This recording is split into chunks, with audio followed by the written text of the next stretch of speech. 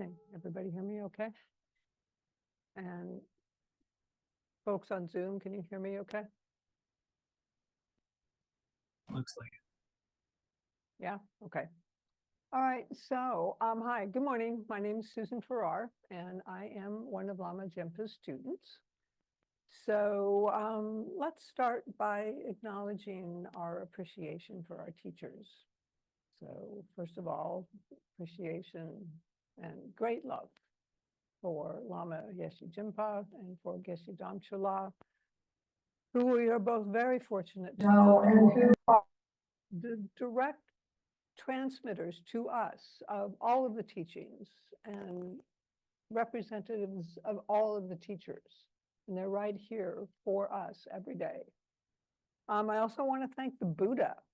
So I'm using one of these texts. This is an anthology of a minuscule amount of the Pali Canon, which are the direct words of the Buddha. And he is, the wellspring of all of this wisdom and skillful means that has come over the last 2,700 years. And also I want to acknowledge and appreciate this 14th century genius known as Lama Tsongkhapa, Losang Drakpa, who is the founder of our tradition. This is the middle length treatise on the stages of the path to enlightenment, which I've used here also. There is many iterations of the Lamrim, the stages of the path. There's a 3-volume set back there on the table, and we're going to be going through a very concise poem of the Lamrim in just a few minutes. So those are our teachers for the day. So what I want to talk about a little bit is, actually it's quite long, sorry, is on intention. And I found this definition of intention in a spiritual context. And this is what it said: it is a firm resolve, an earnest wish, or a prayerful vow that carries with it the power to accomplish its purpose. So it's a vow, a wish, a resolve with energy behind it, pushing us forward to accomplish that vow, to accomplish that purpose, which is different to me than motivation. Motivation is more like a reason. It's like the push factor. So maybe intention is the pull factor. So just by way of example, motivation. A number of years ago, I was in a very bewildered and confused state of mind. My husband of 25 years died. We had a very tight relationship, and so poof, gone. Just before he died, I retired. I'd been working since I was 16, with a few years off for some traveling and such. So long time I'd been working, and poof, that was gone. And after those disappeared, I was living in this house that I just loved. I mean, it was just, my husband and I just swore we would die in this house. He did, literally. It was a fabulous house, but I had to leave it. It was in the suburbs. I was going to get completely isolated, and I had to get out of there. So very short period of time. I mean, really, we're talking about a year, and all of this stuff was happening. And I was like, totally bewildered and confused. I didn't know exactly where I was going to find relief from this or what was going to help, but I sort of had a pretty good idea that it was going to be along a spiritual path. So that was my motivation. That was the push factor.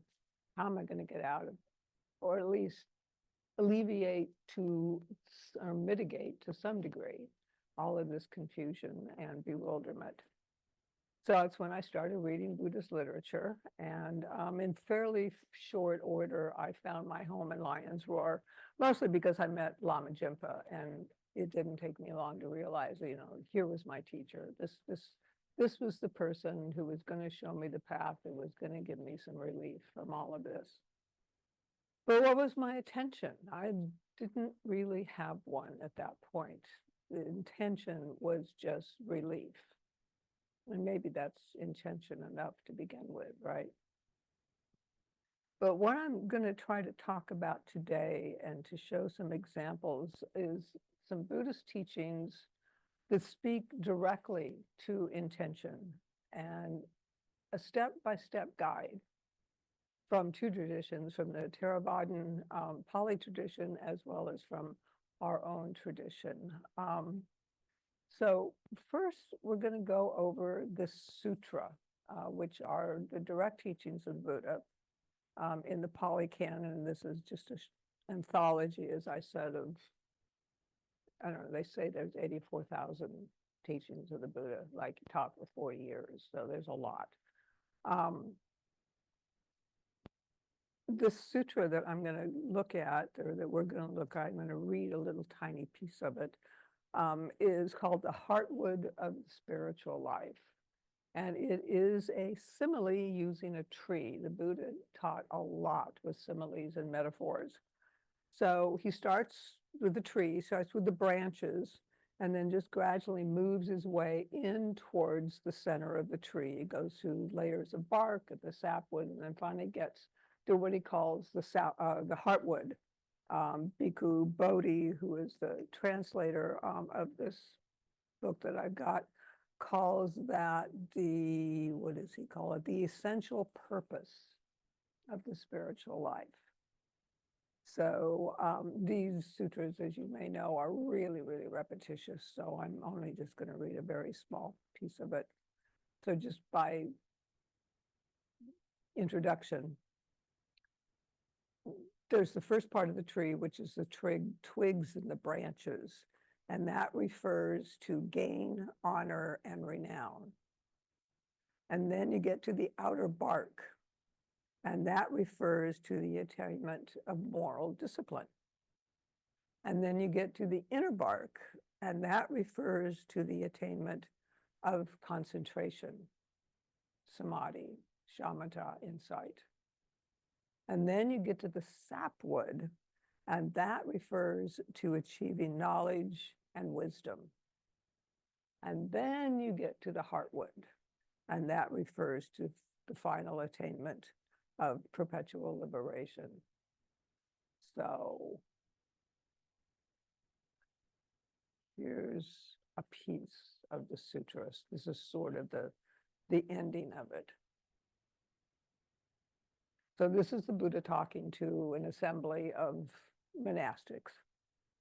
Here, monks, some clansman goes forth out of faith from the household life into homelessness. So he goes into monastic life. Considering, I am a victim of birth, aging, and death, of sorrow, lamentation, pain, dejection, and despair. I am a victim of suffering, a prey to suffering. Surely an ending of this whole mass of suffering can be known. So, right, there is motivation.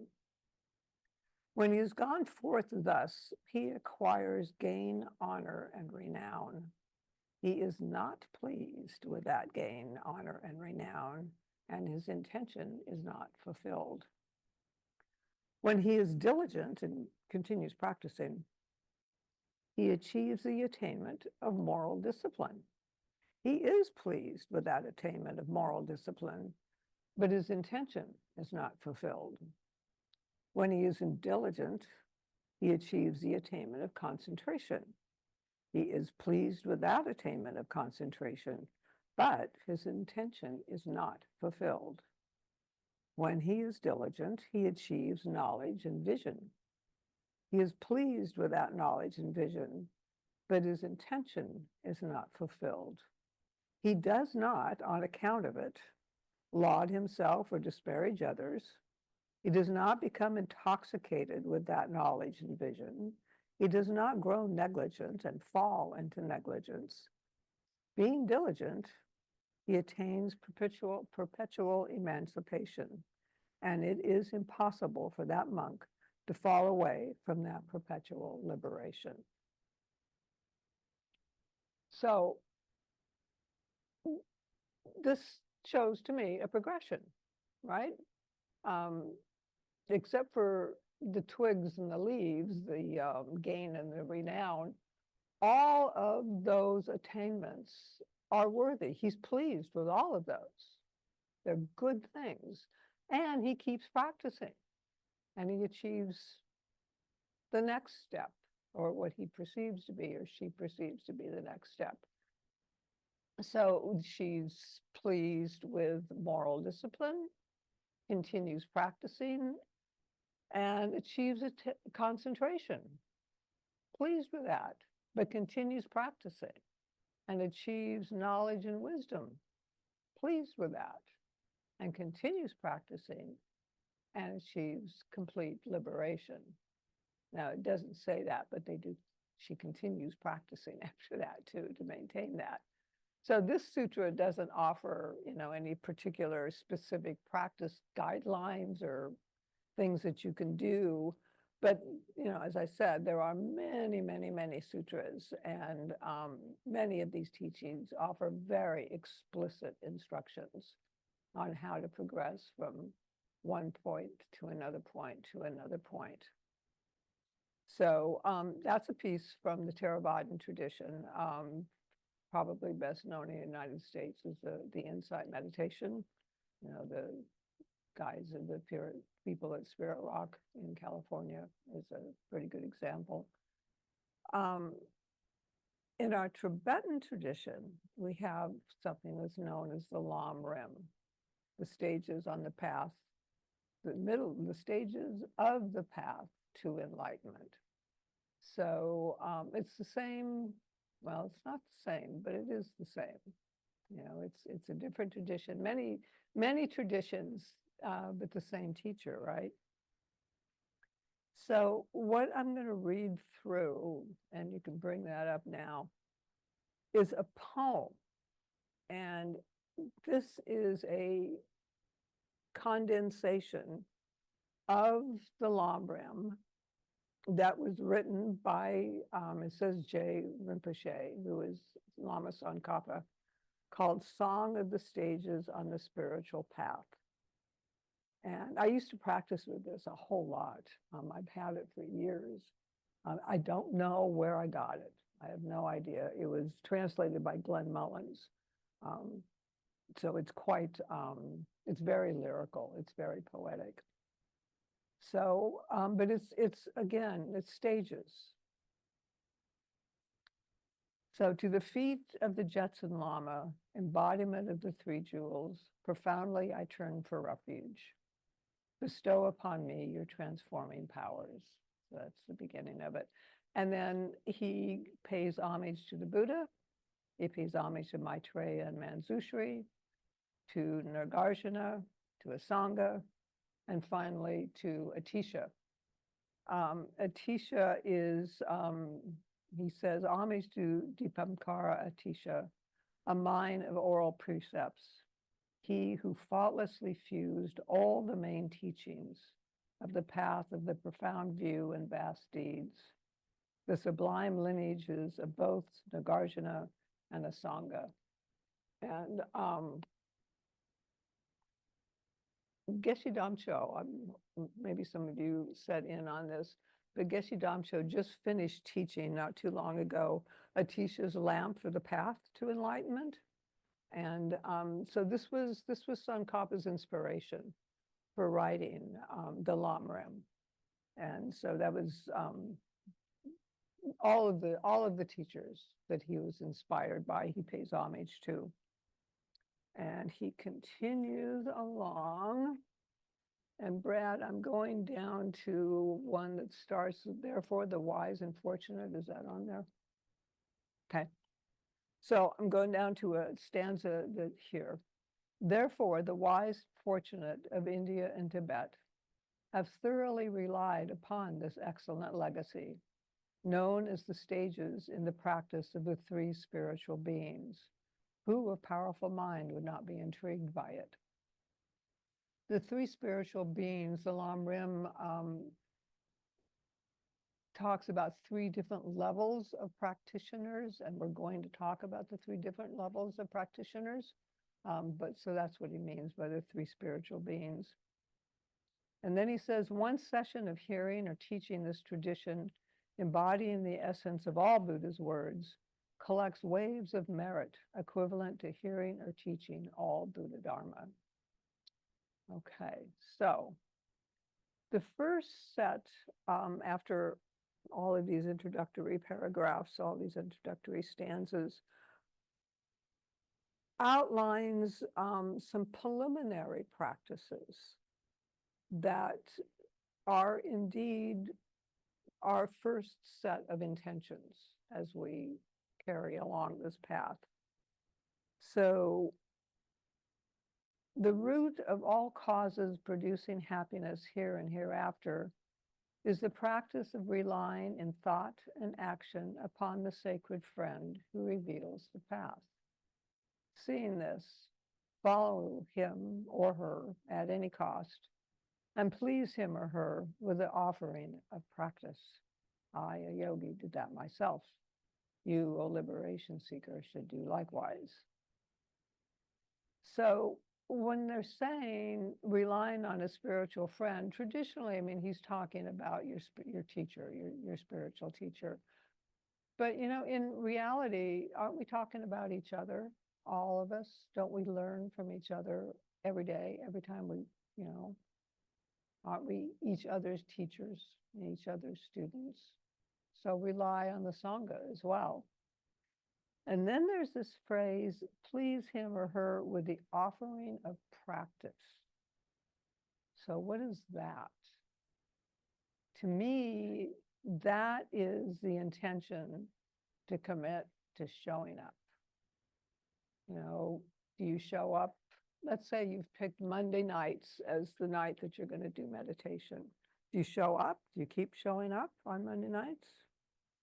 Or like, oh, you know, I'm tired, you know, and so we watch TV. Easy to do, really easy to do. You're tired.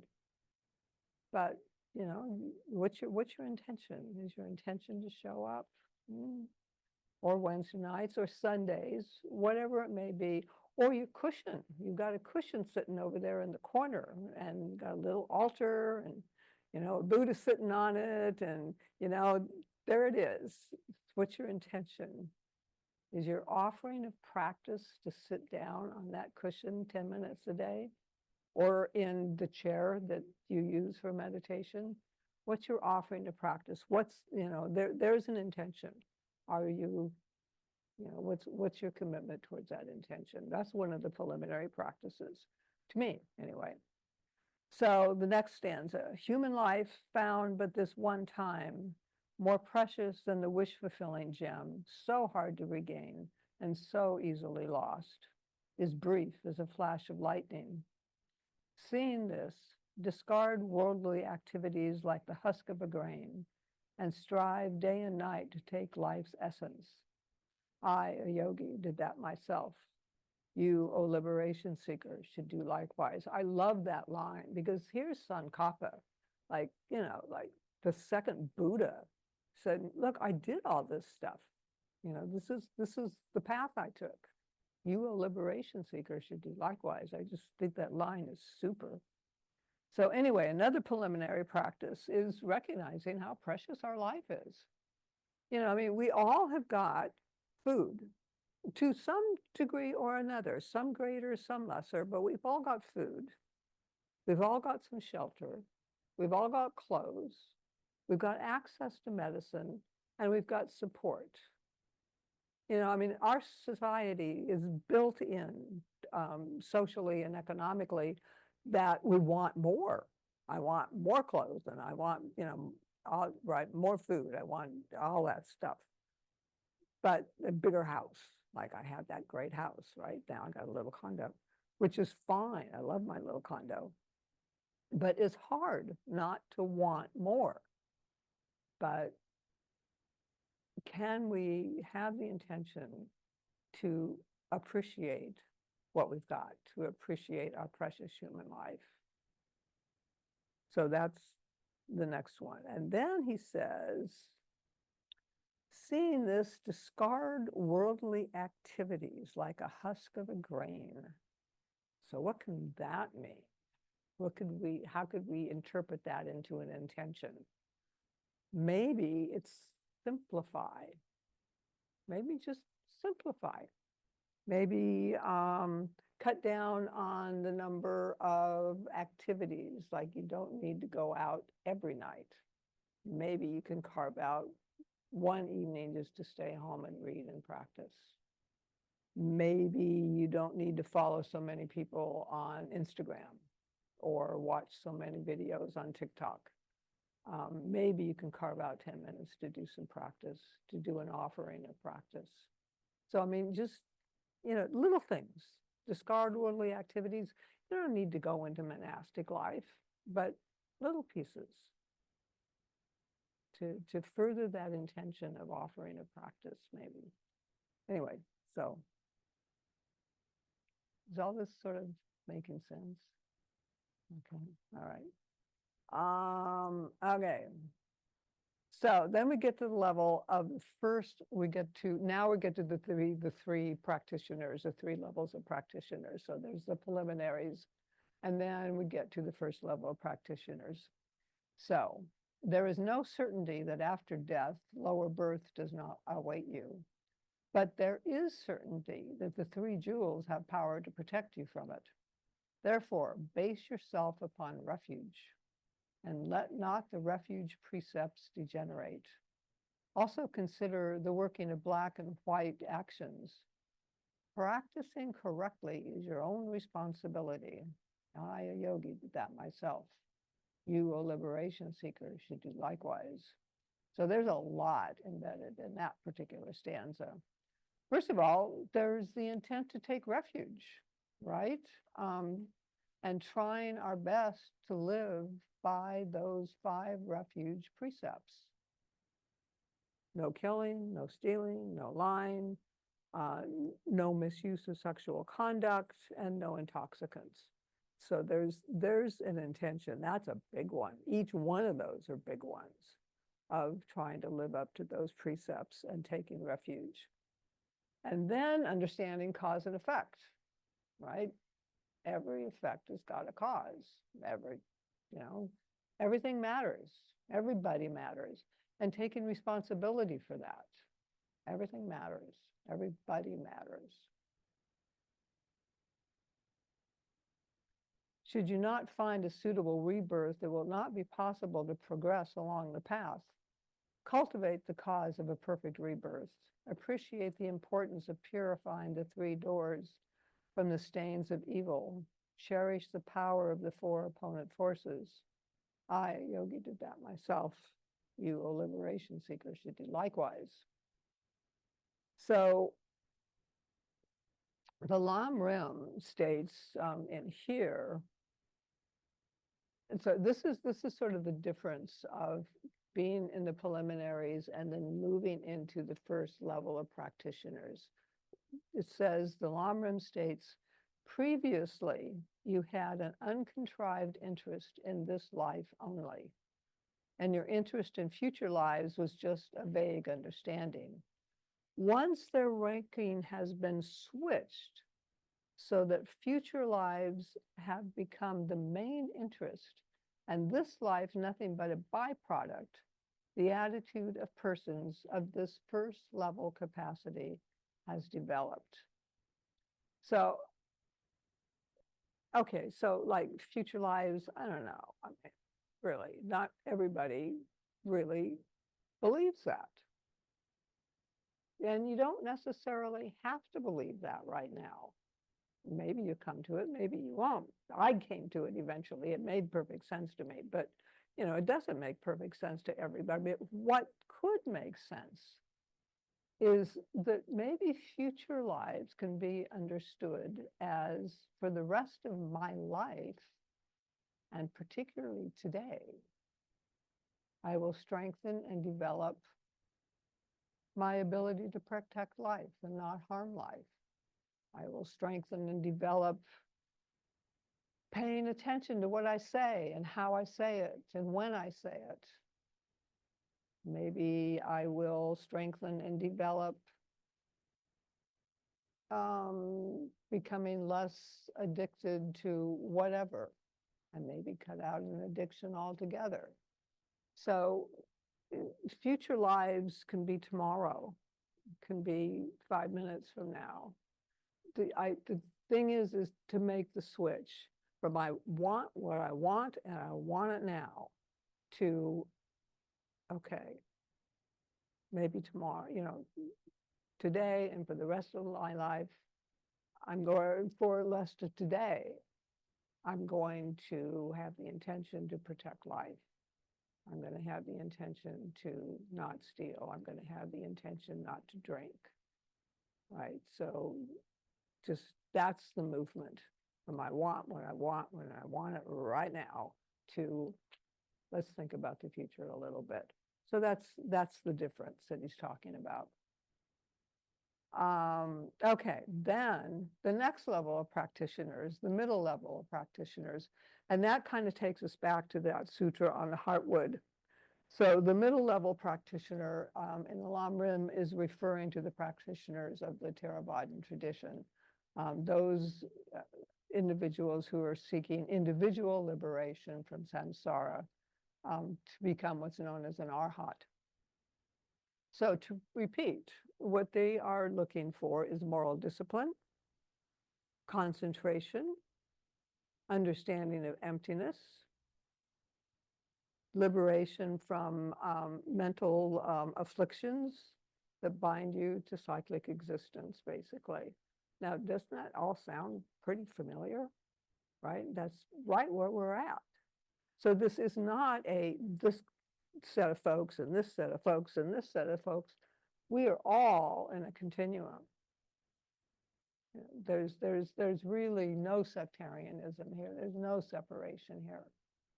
There are stages, but there's really no separation. As a matter of fact, he in here, when the translator, how did he put it?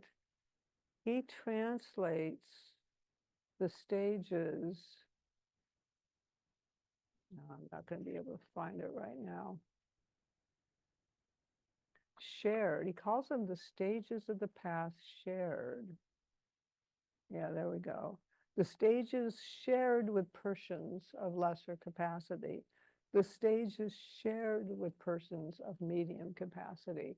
So we all share this. We're all the same. We're all on the same continuum in one spot or another. Anyway, so and on this middle level practitioner, I mean, I'm there all the time, right? I'm constantly looking at, what is known as the 10 non-virtuous actions, or flip them, call them the 10 virtuous actions, right? So just moral discipline. The 8 worldly dharmas, pain and pleasure, all of those, you've heard those before. My big ones are praise and blame, and recognition and insignificance. I'm always working with those. What's pushing me? Is it praise and blame? Oh yeah, son of a gun. So, so definitely middle level practitioner, that's me. If you do not contemplate the noble truth of suffering, the fallacy of samsara, the wish to be free from samsara will not arise. If you do not contemplate the source of suffering, the door to samsara, you will never discover the means of cutting samsara's root. Base yourself on renunciation of cyclic existence. Be tired of it.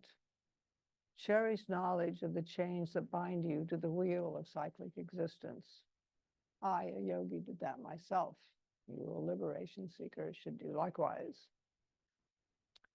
And what I understand from Tsongkhapa on this is that he's stating the importance of studying and directly relating, gut level understanding the Four Noble Truths: truth of suffering, the truth of the causes of suffering, the fact that there is a way out of this, and the Eightfold Path. again, there's more intentions there to follow the Eightfold Path. It's vast.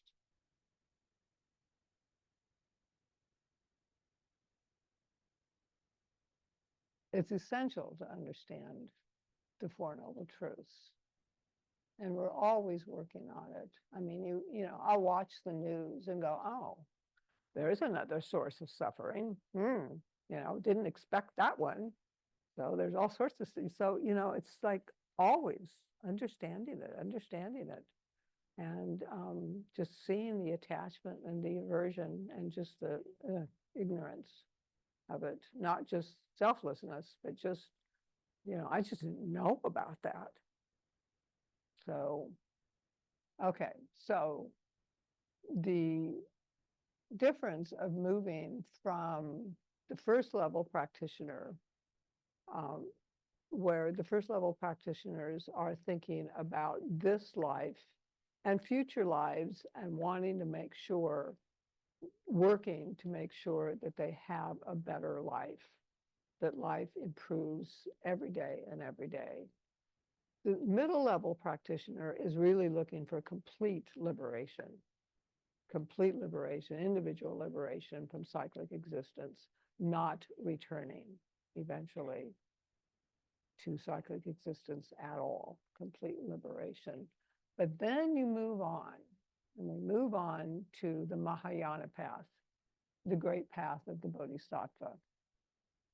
So it should be sufficient to, this is from the Lamrim, it should be sufficient to say that compassion arises based on such a gradual training. We've done all of this training, and compassion is building and building for ourselves and for all sentient beings. Compassion arises based on such a gradual training of the mind, and the desire to attain enlightenment for the welfare of all sentient beings arises after that. So we're moving now into the Mahayana path, which is wanting to practice to liberate all sentient beings, including ourselves. Shravakas and Pratyeka Buddhas, which are the middle level practitioners, the Arhats. Shravakas and Pratyeka Buddhas also have immeasurable compassion and the love that thinks, if only sentient beings were to meet with happiness, and if only they were to be free from suffering. Yet those who are not Mahayanists, do not take on the responsibility to accomplish the happiness and to eliminate the suffering of every sentient being. Therefore, it is necessary to generate the extraordinary attitude, and the extraordinary attitude of great compassion is that it's my responsibility. It's my responsibility to accomplish the happiness and to eliminate the suffering of all sentient beings. Now, how's that for an intention? You know, I mean, that's a biggie. Therefore, it is necessary to generate the extraordinary attitude, which is the special attitude of those with brave hearts. So, and then Tsongkhapa goes on to say, development of the Bodhi mind, the thought of enlightenment, is the central pillar of Mahayana practice, the foundation of the Bodhisattva activities, an elixir producing the gold of merit and wisdom, a mind holding the infinite varieties of goodness. Knowing this, the courageous children of the Buddhas hold it tightly at the center of their hearts. I, a yogi, did that myself. You, a liberation seeker, should do likewise. So on this level of practice, I mean, you don't just go, oh, I'm going to liberate and eliminate the suffering of all sentient beings. Okay, great. So how am I going to go about doing that? And there are, and these practices, the six perfections that we're going to go through quickly, yeah, because it's getting late, sorry. So we're going to go through quickly. This is also part of the Theravadan tradition. These perfections, known as the paramis, as a part of the paramitas in Sanskrit, and paramis in Pali are the same. It's just the attitude's a little different, you know. So this is, again, this is a continuum. So the perfection of generosity is the magical gem to fulfill the hope of the world, the best tool with which to cut the knot of miserliness constricting the heart, the bodhisattva deed giving birth to the unfailing powers of the spirit, the foundation of beneficial reputation. Knowing this, the wise rely upon the practice of giving their body possessions and merits. I, a yogi, did that myself. You, a liberation seeker, should do likewise. So there's an intention, learning how to be generous. How do you give of body, possessions, and merit? So there's one intention. Ethical discipline is the water to clean away the stains of evil, moonlight to cool the heat of delusion, radiance towering like a mountain in the midst of sentient beings, the force peacefully to unite mankind. Knowing this, spiritual practitioners guard it as they would their very eyes. I, a yogi, did that myself. You, a liberation seeker, should do likewise. Doesn't that sound like that might be useful? You know, something really, really helpful. And a huge intention, right? Just huge. A lot of work there. Patience, this is the big one. Patience is the best ornament of real heroes, a supreme mortification to overcome delusions, the Garuda bird to destroy the snake of anger, armor to protect one from arrows of criticism. Knowing this, in every way, familiarize yourself with the armor of patience supreme. I, a yogi, did that myself. You, a liberation seeker, should do likewise. That, for me, is like a minute by minute aspiration. It's maintaining patience. If one wears the armor of unrelenting perseverance, qualities of learning and insight will increase like the waxing moon. All activities will become meaningful, and all works begun will reach completion. Knowing this, the bodhisattva applies herself to vast perseverance, dispeller of apathy. I, a yogi, did that myself. You, O liberation seeker, should do likewise. That might have something to do with the offering of practice, right? Vast perseverance, dispeller of apathy. Meditative concentration is the king to rule the world, rule the mind. When stabilized, it sits like a mountain. When directed, it can enter all virtuous meditations. It leads to every physical and mental joy. Knowing this, great yogis always rely upon it, the destroyer of the enemy, mental wandering. I, a yogi, did that myself. You, a liberation seeker, should do likewise. So concentration meditation is something that is emphasized in this temple a lot. We have it every evening. We have it every Saturday. We have it every Sunday. We do it at home every day. So it's huge. So there's just a massive sort of encompassing, right? Meditation, at least to me, sort of is the container for all of the other intentions. If I don't maintain that intention, then I'm not really going to have a good foundation. I'm not going to have the resources, the internal resources to work with my other intentions. Wisdom is the eye to see thatness, emptiness. The practice that pulls out samsara's root, the treasure of excellences praised in all scriptures, the supreme lamp to dispel dark ignorance. Knowing this, the wise seek freedom, dedicate every effort to generate it. I, a yogi, did that myself. You, a liberation seeker, should do likewise. And that is the final paramita, which is the understanding of emptiness and of selflessness. So I'm not going to read the rest of this, but there it goes on, but it's lyrical, it's quite beautiful. And it is the Lamrim, just very, very concise. And that's really all I have to say. So comments, questions, complaints? I got a question. Hmm? You had started off with the passage about someone who made an intention, Yes, but never achieved that intention. But never achieved that specific intention, but achieved all these other things. me? No, in the passage that you read at the very beginning. Oh, okay. Yeah. So, what do we take from that? Like, if we make this intention to, help all sentient beings, if we have this passage that says, "Oh, you can make this intention, but you may not achieve that one, but you could achieve all these other things." How do we hold that if we're making intentions but not achieving them, but we're achieving other things? Question. I think that, to me, that speaks of faith. That speaks of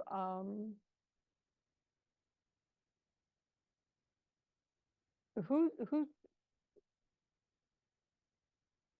isn't there also a continuum, sorry, of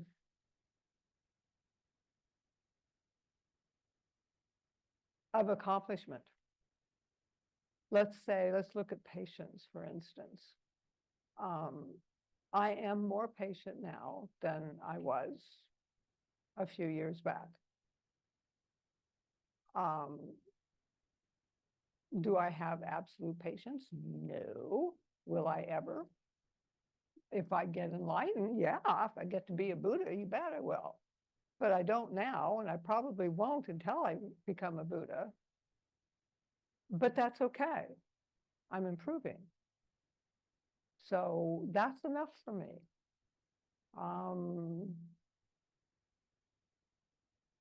Am I more content and more secure and less confused? Yes. Am I completely content? Completely unbewildered? No. But that's okay. I'm moving along. That's how I hold it. What do you think? Okay. All right. Who else? Andrew had it. Yeah. Okay. Thank you, Susan. Enlightening talk. On the metaphor of the layers of the tree, Oh, yeah. there's the inner bark of the wisdom realizing emptiness, and then there's the heartwood. That is, yeah. But there's the wisdom isn't. I always thought that was what we were seeking to attain, and then there's the layer, and it started to talk about that. It seemed like the next passage on Was complete liberation. but it said something like that yeah, liberation's not the wisdom, that there's something after the wisdom. That is the removal of karma and the complete extinguishing of mental and emotional delusions. So you can understand, apparently, I wouldn't know, but this is what they say, or this is the way I understand it, that you can get glimpses and have a realization of emptiness, but you can still have mental afflictions. You can still be creating white and black karma. So when you reach complete liberation, you are beyond karma and you are no longer afflicted by mental and emotional upheavals.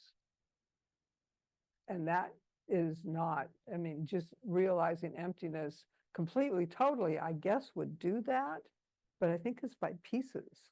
I think it's like Lama has that metaphor of the parchment paper over the window.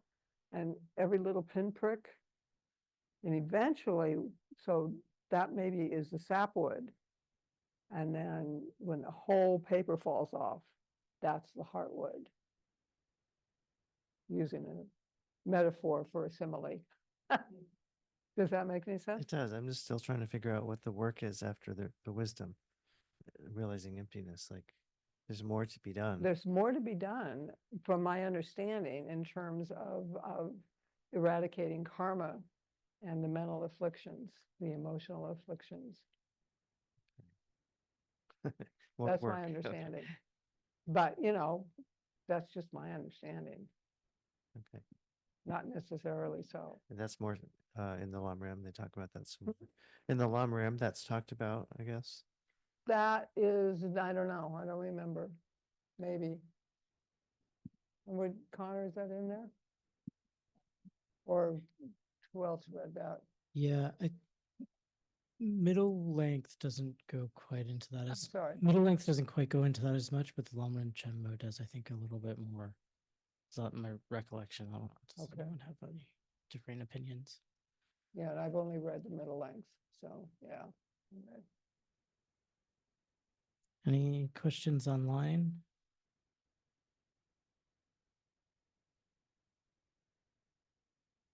I don't know, I don't have the thing Looks there. like Jessica has a question online. Can we turn up the Zoom? Hi, everyone. Can you hear me? Yes. Yeah, I was thinking about intention as well, and it caught my attention when you first brought up intention. Like the Latin root for that is to stretch, both for intention and attention. And I was thinking that maybe there doesn't need to be an accomplishment aspect to stretching. And maybe the continuity is in that stretching as well.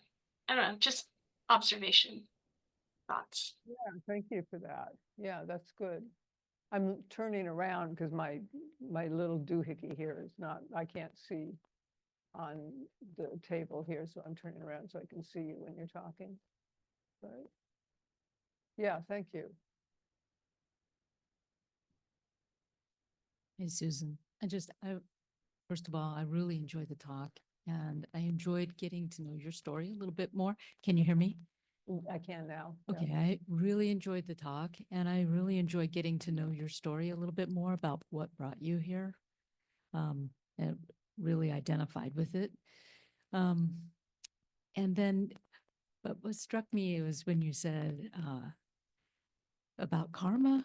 And I know this is off topic, so I can take this offline, maybe in the kitchen. But when when you said it made total sense to you, like something obviously clicked. And if you wanted to share that, I'd love to know. Oh, you mean future rebirths? Yeah, yeah. Yeah. When you I- said, "Oh, yeah, it made total sense to me," It I'm just like, does. I grew up on a farm, and like, you know, animals and plants and stuff were living and dying all the time. You know, and it's just like I've been gardening since I was able to walk, you know, and just watching stuff die and come up and die and come up. I mean, that's what happens, you know, and then chickens die and then they lay eggs, or, you know, it's just, you know, it just grew up with it. It just seems, yeah, that's the way life is. Maybe that's way simplistic, but to my little kid brain, you know. I just want to thank you too, Susan. I always enjoy your talks so much. They teach me so much. But I particularly kind of connected with what was just said. Your idea of looking at future lives, our life is the future. Every minute, every day is a new life. And I just found that kind of profound for those people who are still, you know, on the fence about, or that sounds uncomfortable to them. By looking at it as your life is different and new every minute, every day was really big for me. And I appreciate that thought. Yeah, thank you. You know, Jen, and then to get into the more philosophical things of consciousness and, you know, how that continues, I don't know. I don't know. I just know it does. And that's enough for me. You know, I don't know how it works, but you know, it does. It's just like, I'm just totally okay with that.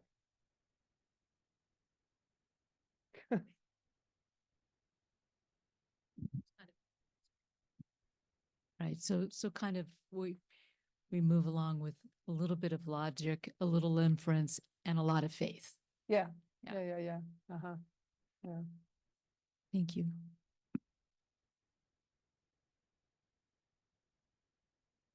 Okay.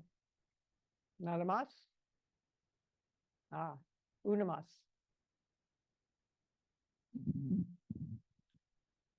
Talking about the reincarnation idea, that always just fascinated me when I was younger. And it's not that I really understood it, but it seemed like it made a lot of sense, more sense to me than going to some sort of heaven realm or something forever without my evil friends, or whatever. It's like, no, I don't approve of that one. But I also just found that my knowledge base seemed to, there were things I knew that I hadn't ever learned in this lifetime, these familiarity and like, not really deja vu, but sort of that experience like, wow, I just feel like I've been here before. And meeting individuals that immediately click in relationships, that along with what you're talking about just observing, the coming and going the physical world was I mean, I was already kind of like sold early on, but when I actually learned more about the more refined concepts about that, it's like, oh yeah, that really confirms my suspicions. Yeah. Yeah, cool. Yeah, and it's, yeah, thank you. Thanks for talking. I feel like I know you better, which is great. Okay, too. thank you. Okay, I think we're ready for closing prayers. Thank you all so much.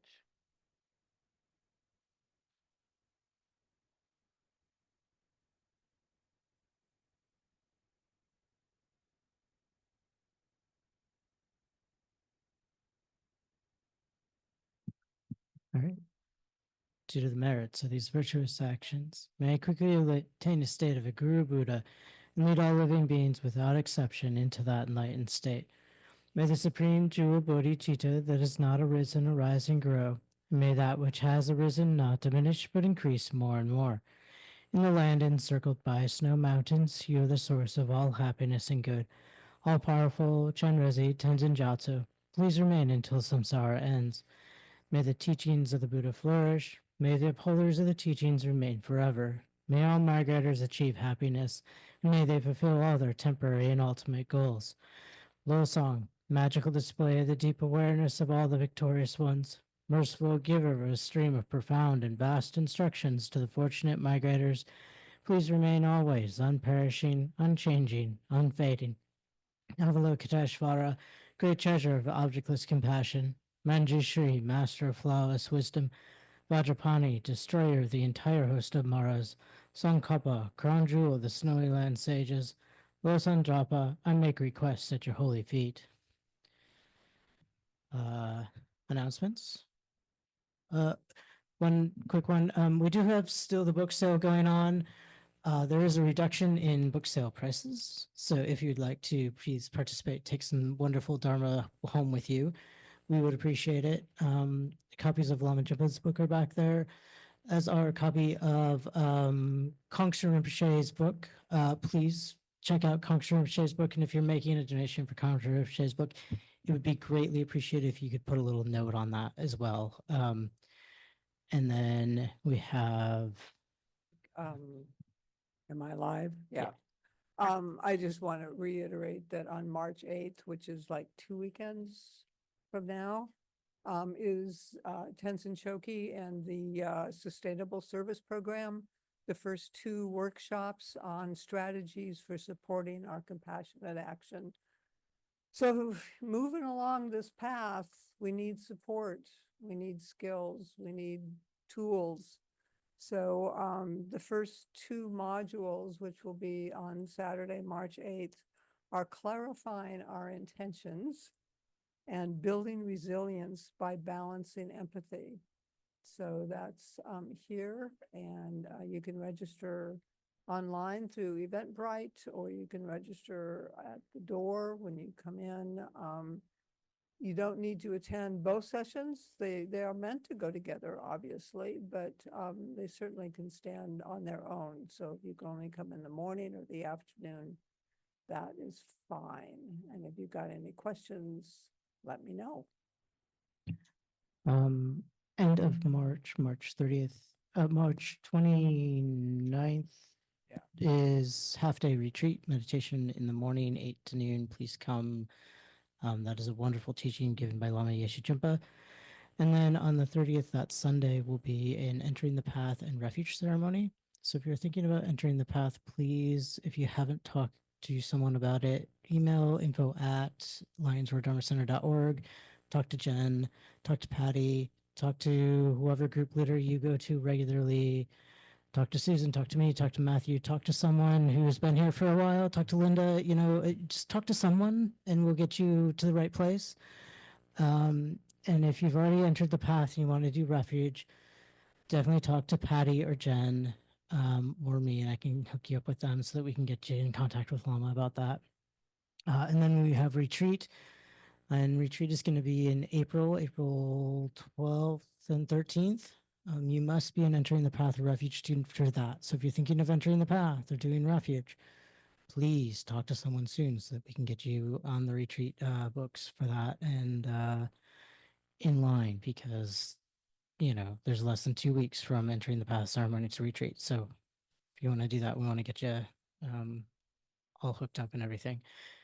Other than that, we definitely appreciate your generosity in keeping the building on the map and the lights on and everything going, and helping with dishes and cleaning supplies. All these are things that we need. So thank you so much for your donations and your help and support. I think there's something else that I'm forgetting. Next week, especially if you're online, Dirk, people who regularly practice Kala Chakra, Lama is on vacation. He's not going to be here, so I don't think we're doing Kala Chakra next week. But double check the calendar if you regularly practice that. Any other announcements? Going once. Go! We have a taker. All right. Matthew's coming down. Our next prize winner. Today is the first men's adventure club. It'll start in about 20 to 30 minutes, grab some food, and then we will go on our hike from here, and we'll come back here. All right. Oh, I see. Okay, we have a thank you. Great. Dirk says thank you. Just see that.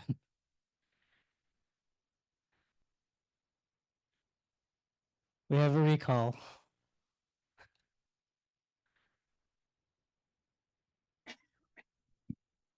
Men's Adventure Club is a specific opportunity for men to enter into safe space together in a supportive environment. The real adventure being transparent friendships. And it will focus on how to support each other within hierarchical structure. And we will change positions within that structure at every outing.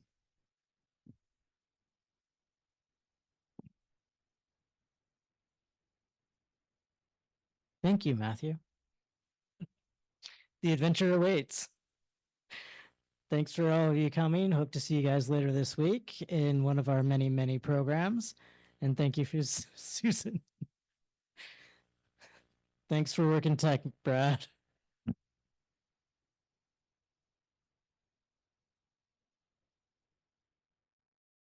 Omo araya pazayana indi Om araya pazana